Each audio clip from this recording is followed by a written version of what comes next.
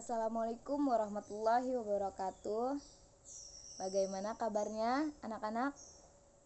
Nah, alhamdulillah semuanya sehat-sehat. Pada masa pandemi ini kita harus pandai-pandai menjaga kesehatan dan juga jangan keluyuran, jangan pergi-pergi apabila tidak ada kepentingan. Terus kalau misalnya keluar, tolong mematuhi protokol kesehatan ya. Dan lebih-lebihnya lagi pada masa pandemi ini kita tidak bisa tatap muka ya anak-anak, makanya kita belajar melalui online seperti yang kita lakukan pada hari ini.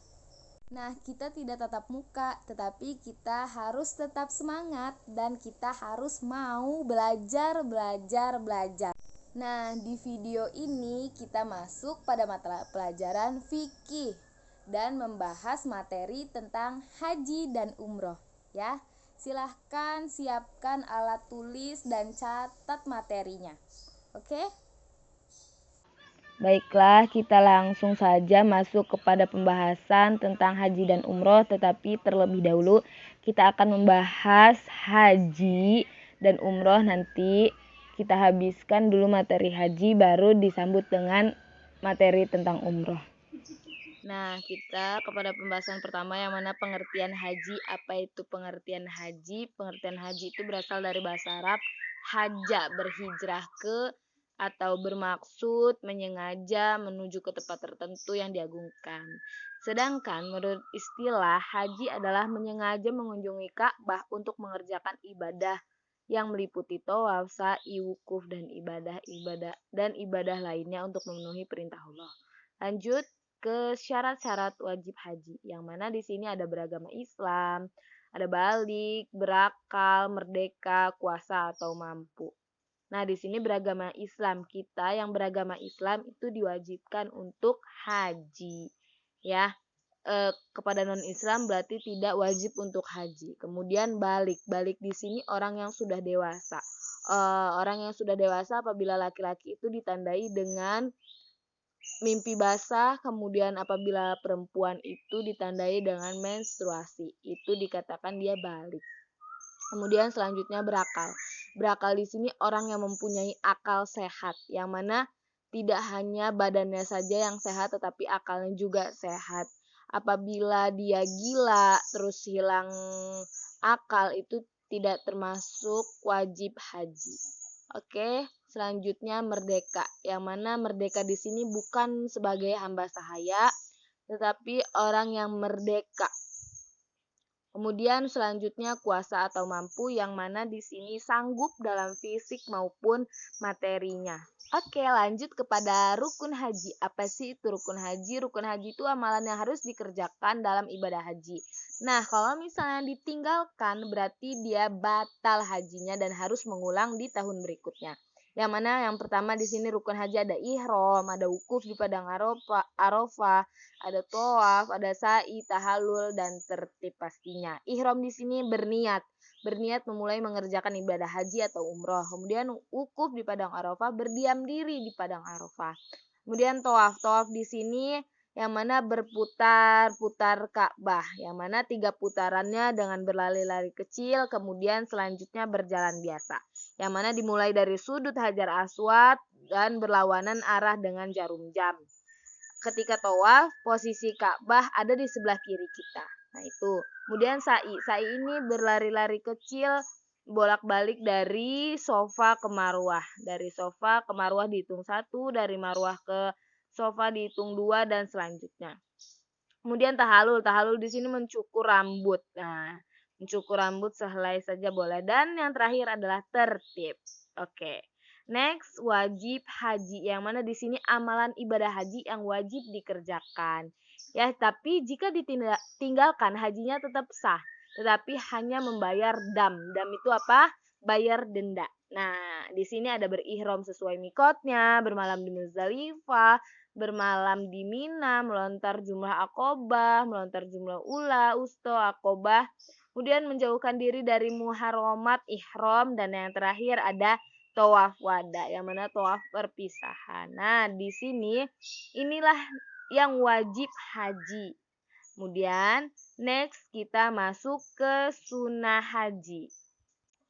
Oke, slide selanjutnya sunnah haji yang mana membaca talbiyah, melaksanakan tawaf kudu, membaca sholawat dan doa sudah bacaan talbiyah. Nah, ini adalah sunnah-sunnah haji. Kemudian masuk kepada macam-macam manasik haji.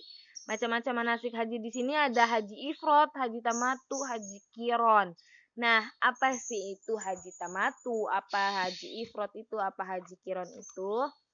Di sini haji ifrad itu melaksanakan ibadah haji saja, haji terlebih dahulu, baru di tahun berikutnya melaksanakan umroh. Itu pengertian haji ifrad. Kemudian pengertian haji tamatu di sini, haji tamatu mendahulukan umroh daripada haji. Jadi si orang ini umroh dulu baru haji, itu dinamakan haji tamatu. Kemudian pengertian haji qiron itu melaksanakan haji dan umroh secara bersamaan. Oke, nah selanjutnya Undang-Undang Nomor 17 Tahun 1999 tentang penyelenggaraan ibadah haji dan Keputusan Menteri Agama Nomor 224 Tahun 99 tentang penyelenggaraan ibadah haji dan umroh. Oke teman-teman, kita masuk kepada slide terakhir yang mana di sini hal-hal yang dilarang dalam haji. Yang mana yang pertama hubungan seksual. Hubungan seksual di sini tidak boleh melakukan hubungan suami istri walaupun dia sudah bersuami dan beristri gitu. Yang bersuami istri saja tidak boleh, apalagi yang bukan suami istri. Oke, yang kedua melakukan perbuatan-perbuatan jelek dan maksiat yang menyebabkan orang-orang keluar dari ketaatan Allah. Kemudian bertengkar dengan suami atau istri dengan teman itu juga tidak dibolehkan dan itu dilarang. Kemudian memakai pakaian yang berjahit bagi laki-laki. Kemudian memakai pakaian atau apa saja yang harum. Kemudian memakai kaos kaki, sepatu dan huf. Kemudian melakukan akad nikah baik untuk dirinya ataupun untuk orang lain itu juga tidak dibolehkan. Menebang pohon dan merusak tanaman. Kemudian berharum-haruman, pakai baju maupun kain atau di badan itu tidak dibolehkan ya, itu dilarang. Kemudian yang terakhir membunuh binatang buruan dalam surat Al-Maidah ayat 95. Baiklah, mungkin cukup sekian materinya. Terima kasih. Dan kita masuk kepada video yang berhubungan dengan haji. Silahkan ditonton videonya. Tata cara berhaji dimulai dengan membaca niat dan memakai pakaian ihram di titik miqat yang telah ditentukan. Di titik miqat, para jamaah melakukan persiapan kegiatannya mulai dari mandi, mengenakan pakaian ihram, berwudu dan mengerjakan sholat sunnah ihram 2 rakaat. Setelah itu niat mengerjakan ibadah haji dengan membaca bacaan niat berhaji. Nawaitul hajja wa ahramatu bihi lillahi ta'ala labbaik Allahumma bihajjati. Artinya, aku niat haji dan berhiram karena Allah Ta'ala. Aku sambut panggilanmu ya Allah dengan berhaji. Setelah mengenakan pakaian ihram dan berniat, jamaah umroh dilarang untuk melakukan hal-hal yang sudah ditentukan syariat. Bagi pria dilarang memakai pakaian biasa, memakai alas kaki yang menutup mata kaki, menutup kepala dengan peci, topi dan sebagainya. Sedangkan bagi wanita dilarang memakai kaos tangan dan menutup muka. Sementara larangan yang berlaku secara bersamaan bagi pria dan wanita yakni memakai wangi-wangian, memotong kuku, mencukur atau mencabut rambut, memburu atau mematikan binatang apapun, menikahkan atau meminang wanita untuk dinikahi, bermesraan atau berhubungan intim, mencaci, bertengkar, atau mengeluarkan kata-kata kotor serta memotong tanaman di sekitar Mekah. Selanjutnya jamaah menuju Masjidil Haram di Mekah dan dianjurkan memperbanyak ucapan kalimat talbiyah.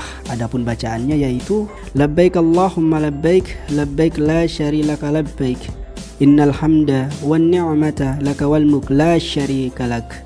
Yang berarti, aku penuhi panggilanmu ya Allah, aku penuhi panggilanmu, tidak ada sekutu bagimu. Aku penuhi panggilanmu, sesungguhnya segala puji, nikmat dan kerajaan bagimu. Tidak ada sekutu bagimu. Langkah berikutnya dalam pelaksanaan ibadah haji adalah wukuf di Padang Arafah pada tanggal 9 Zulhijjah. Wukuf dimulai setelah matahari tergelincir sampai terbit fajar pada hari nahar atau hari menyembelih kurban, tepatnya tanggal 10 Zulhijjah. Saat wukuf ada beberapa hal yang harus dilakukan, yaitu sholat jamak takdim dan qashar zuhur asar, berdoa dan berzikir bersama, membaca Al-Quran, sholat jamak takdim serta qashar maghrib isya. Selanjutnya yakni mabit di Muzdalifah, yang artinya menginap di Muzdalifah. Kegiatan ini dilakukan cukup dengan hadir sejenak di antara tengah malam sampai waktu terbit fajar pada tanggal 10 Zulhijjah. Dalam kegiatan ini jamaah diwajibkan mengambil batu kerikil sejumlah 49 butir atau 70 butir, tergantung berapa malam jamaah akan berada di Mina nantinya. Tahap selanjutnya dari pelaksanaan ibadah haji yakni jumrah aqobah atau lempar jumroh. Lempar jumroh dilakukan di Bukit Aqobah pada tengah malam tanggal 10 Zulhijjah bertepatan dengan malam Idul Adha menggunakan 7 butir kerikil. Setiap satu kali lempar jumroh adalah 7 kali lemparan dengan 7 buah batu kerikil dan tidak boleh disatukan sekaligus. Batu-batu yang sudah dipakai melempar tidak boleh digunakan untuk lemparan berikutnya. Tahapan berikutnya yakni tahalul. Pada tahap ini jamaah diwajibkan bercukur. Untuk laki-laki lebih baik dicukur sampai gundul. Sedangkan untuk wanita hanya dicukur ala kadarnya. Setelah tahalul, boleh memakai pakaian biasa dan melakukan semua perbuatan yang dilarang selama ihram. Tahapan selanjutnya yaitu tawaf ifadah. Sebelum masuk Masjidil Haram, jamaah dianjurkan berwudu terlebih dahulu. Jamaah boleh masuk Masjidil Haram lewat pintu mana saja. Tapi dianjurkan mengikuti contoh Rasulullah SAW yang masuk melalui pintu Babus Salam atau Bani Syaibah. Saat masuk Masjidil Haram disarankan untuk mengucapkan doa. Bismillah wassalatu wassalamu ala Rasulillah Allahumma ftah li abwaba rahmatika. Artinya dengan nama Allah, salawat dan salam untuk Rasulullah. Ya Allah, bukakanlah untukku pintu-pintu rahmatmu. Setelah itu turun dan terus menuju tempat tawaf. Jamaah mulai tawaf dari garis lurus tepatnya di area dekat Hajar Aswad yang terletak di antara pintu Ka'bah dan tanda lampu hijau di lantai atas Masjidil Haram.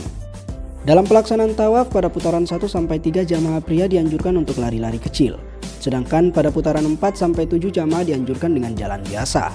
Sementara untuk wanita tidak ada lari-lari kecil saat melakukan tawaf. Sepanjang tawaf membaca doa saat berada di antara Rukun Yamani dan Hajar Aswad. Doa saat tawaf yang selalu dibacakan oleh Rasulullah SAW adalah doa sapu jagat, yaitu Rabbana atina fid dunya hasanah wa fil akhirati hasanah wa qina adzabannar. Artinya, ya Tuhan kami, berilah kami kebaikan di dunia dan kebaikan di akhirat, dan peliharalah kami dari siksa api neraka. Sesudah tawaf, tahap selanjutnya yakni sa'i yang dimulai dari Safa ke Marwah. Sa'i dilakukan dengan satu kali perjalanan dengan urutan dari Safa ke Marwah 1, Marwah ke Safa 2, dan seterusnya sa'i berakhir di Marwah. Sa'i dikerjakan dengan cara berjalan, tapi pada batas di antara dua lampu hijau, jamaah dianjurkan berlari-lari kecil. Sa'i merupakan penghargaan Allah Subhanahu wa Ta'ala kepada istri Nabi Ibrahim dalam rangka mencari air untuk minum putra beliau yaitu Nabi Ismail alaihi salam. Tahapan selanjutnya bagi jamaah haji yaitu melakukan lempar 3 jumroh dan mabit di Mina pada hari tasyrik. Jamaah diwajibkan melempar jamarat untuk 3 tiang secara berurutan yaitu mulai dari tiang jamarat kecil, tengah, dan besar. Masing-masing tiang dilempar dengan 7 batu. Yang terakhir yaitu tawaf wada. Tawaf wada merupakan tawaf perpisahan setelah menyelesaikan seluruh ritual haji untuk meninggalkan Mekah dan kembali ke negaranya masing-masing.